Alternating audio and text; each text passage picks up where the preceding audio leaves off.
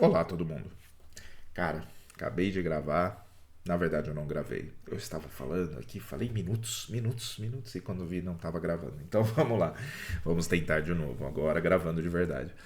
Mas, então, hoje, agora o assunto é o último dessa semana. Eu já gravei os outros dois, estou gravando no mesmo dia. Só que esse é o assunto, o tema é diálogo interreligioso, é o quarto vídeo, diálogo interreligioso. E eu vou me aproveitar um pouco da ideia de arte como linguagem, né, que foi tratado anteriormente, e do conceito de saberes, né, que é aquele trabalho com noções cognitivas básicas necessárias para o desenvolvimento de conhecimentos.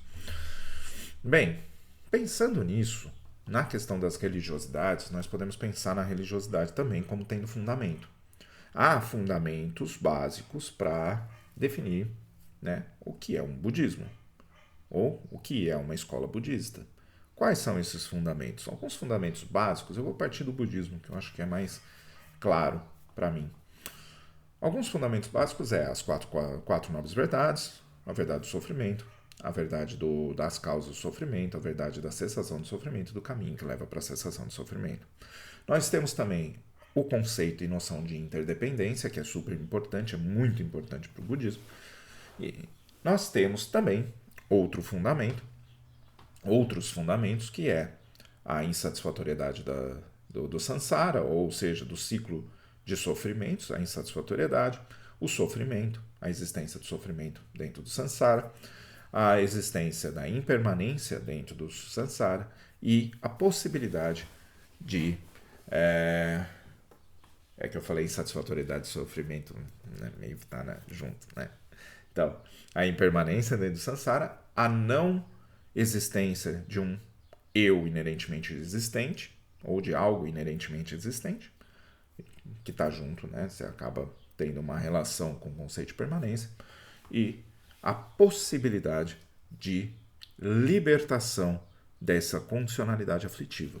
Então, isso também é importante dentro do fundamento budista. Como isso vai ser trabalhado? Aí tem diversas maneiras que isso vai ser trabalhado. Né? Tem um livro, eu não lembro agora o nome do livro, mas foi lançado pela Associação Buda, a Associação Buda Dharma, que é do Giuseppe Ferrara, que ele fala um pouco sobre isso, né? Sobre essa questão de fundamentos do budismo. Fora isso, você vai ter diversos sutras e etc, que isso vai sendo, essa noção vai sendo construída. Porém, mesmo dentro desse fundamento, a maneira de se entender essas noções, de discutir essas noções, elas vão estar dentro de uma convencionalidade, de uma linguagem, de linguagens, né? de culturas e com conhecimentos construídos até então. Então existe uma contextualização também, o que é importante. Por exemplo, não adianta só nós pegarmos o budismo lá do Oriente, tibetano, etc., traz para o Brasil, todo mundo se veste de tibetano e, nossa, agora vou realizar o completo despertar. Não. E pelo contrário, pode trazer até mesmo um distanciamento daquilo, né, dos fundamentos budistas. Então, são cuidados que nós temos que ter. Por quê? Porque precisa ser adequado dentro dos conhecimentos, da estrutura de conhecimento que nós temos na nossa cultura. Lembrando que cultura, como eu já disse em um vídeo lá muito tempo atrás, cultura são os conhecimentos construídos por um grupo, né? Um microgrupo, família, amigos, etc., e até um macrogrupo, né? Um grupo maior, país, estado, país, cidade, blá, blá, blá, maiores, né? Pois bem, então existe uma adequação. Vamos pensar em outro ponto também. Muitos dos textos foram traduzidos agora para português, mas nós temos traduções para o inglês, traduções do sânscrito para o tibetano, traduções do Pali para o tailandês, do sânscrito para o vietnamita, do chinês para o japonês, e assim vai.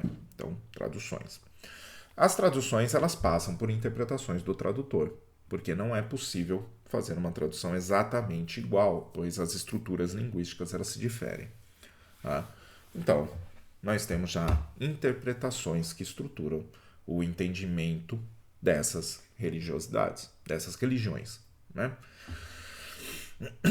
Pensando nisso, e aí eu trago meus questionamentos, que esse vídeo é mais para questionar do que como resposta, o quanto não há fundamentos que estão para além da linguagem.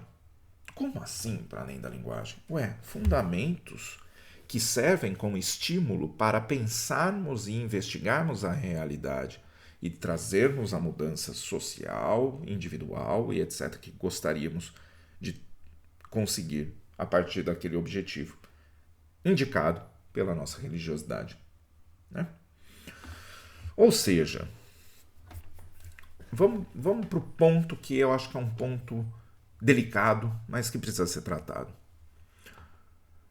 Há muitos ateus que têm uma atitude mais cristã do que muito cristão. Muito cristão. Ok? Quando nós temos um pastor de uma igreja que prega violência ou prega uma agressividade a um determinado grupo de pessoas, não pensando na dignidade humana, isso me parece um distanciamento muito grande da figura de Cristo, que deveria ser o centro daquele que se diz cristão. Alguém que se permitiu, mesmo sendo Deus, se permitiu ser morto, torturado, sendo que, na teoria, ele poderia ter, destruído todas aquelas pessoas que o estavam matando, ou poderia, através de seus milagres, sair daquela situação, não o fez. E não o fez justamente porque não concorda com a violência e a agressividade. Sendo assim, para mim, há pessoas com obras muito mais cristãs sem dizer ou sem necessariamente acreditar em Deus. Mas é impossível, Será? Será que é? Será que é? Vamos pensar em Deus. Deus, uma palavra. Deus, para definir um fundamento. Algo que está por trás disso.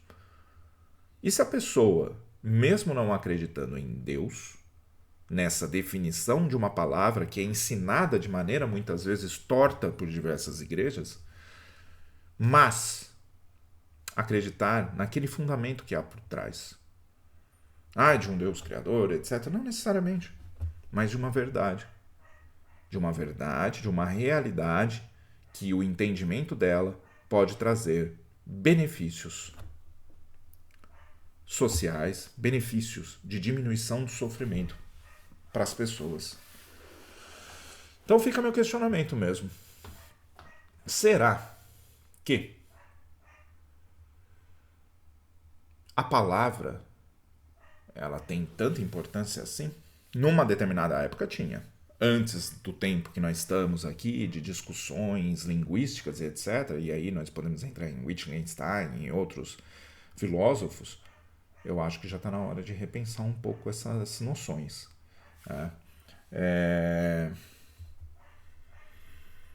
Porque senão seria inviável adequações culturais. Porque se nós estivéssemos tão presos às palavras, seria inviável adequações culturais. Porque não há um fundamento por trás das palavras. Há apenas a palavra e o seu significado real. Mas será que existe esse significado real? Porque se existisse, por que há tantas interpretações? Tantas noções diferentes sobre o mesmo termo? Como, por exemplo, Deus. É isso.